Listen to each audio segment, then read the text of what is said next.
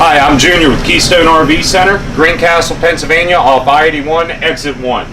Today we're talking about the new Furrion Stereos. We do have them in the Salem travel trailers like we're in today. We've also got this brand in a few other ones.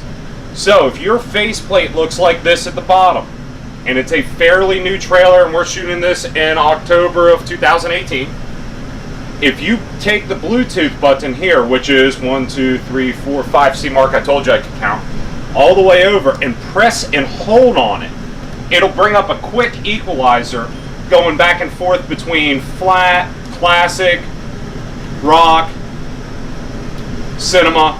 So that's a quick way to do that. Now if we press and hold on it and go back to natural, we can press in on the stereo button and we can come through and get into some more controls there.